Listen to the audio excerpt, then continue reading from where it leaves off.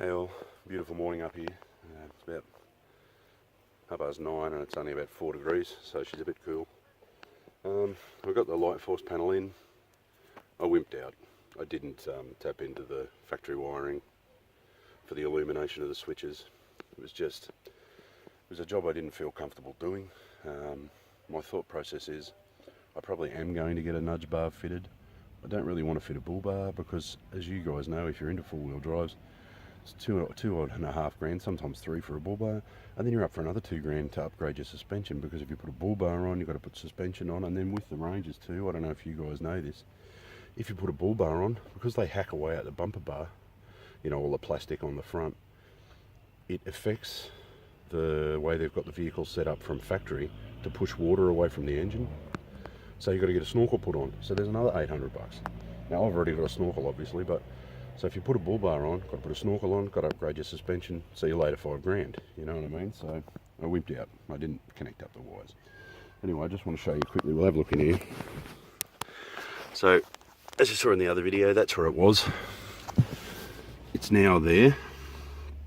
Now, it's quite a neat little thing. That's that UHF Pass through I was talking about. My Redarc controller's in. You can see she lights up. Little blue there when you push it. I haven't got the trailer on or anything, but when you push on this, that independently brakes the trailer. I've left this switch in here.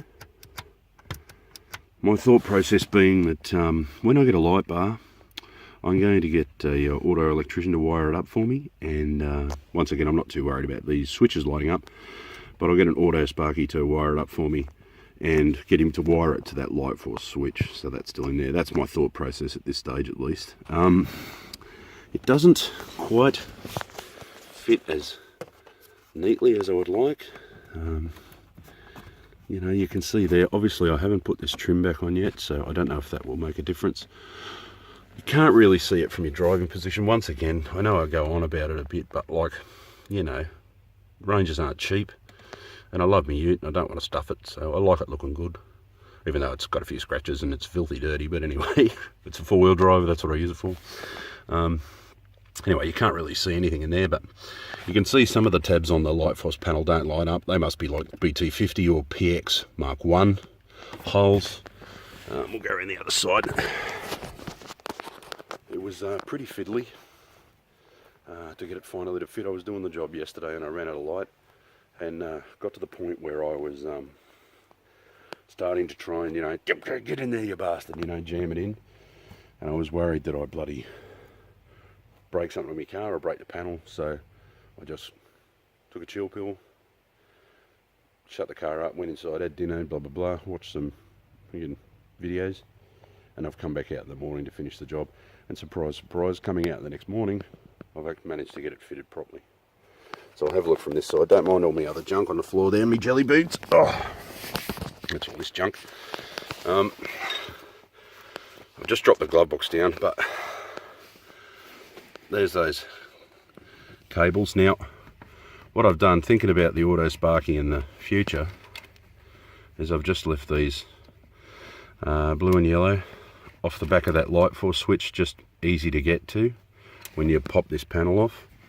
You know, obviously thinking it'll be easier for him to get to, so, oh shit, things are dropping out of me, you know. And so that got on.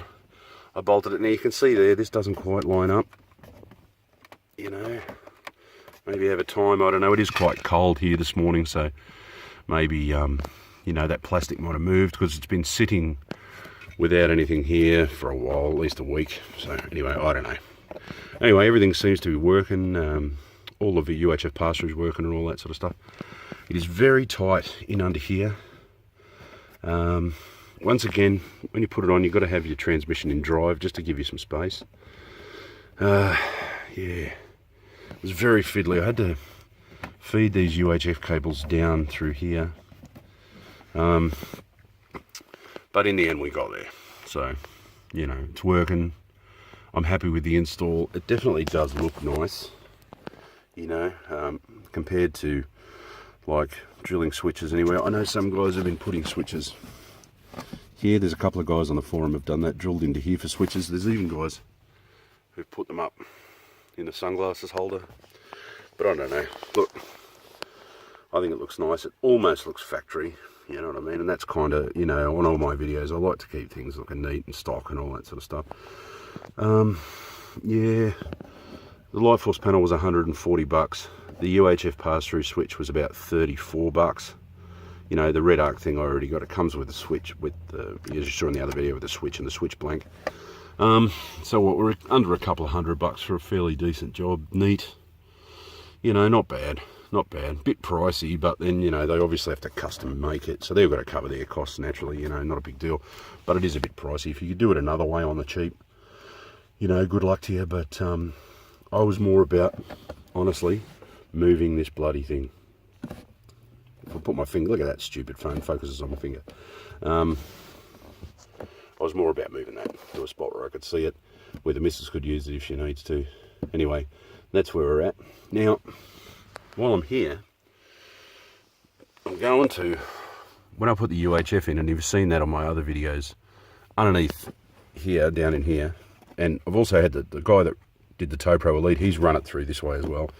Under here is the rest of the coax for the antenna, for the UHF, just bundled up and just shoved in there. So I'm actually going to make that a little bit neater while I've got a car out. And my thoughts are, it's a big mess of antenna cable here. Well, I'm going to bring it back into this void, and I'm just going to curl it up and cable tie it to this big wiring loom here. And that way there's not going to be that big junk of cable under there, just one little cable running through. Anyway, that's my next job now. So, yeah, there we go. I got it in. When I put the panels back on, this little side panels here, I'll do a final video and, you know, turn on the UHF and all that sort of stuff. I'm going to hook up the trailer today and take it for a bit of a spin. Make sure that the brakes are working, all that sort of stuff. Alright guys, all the best. Thanks for watching. See ya.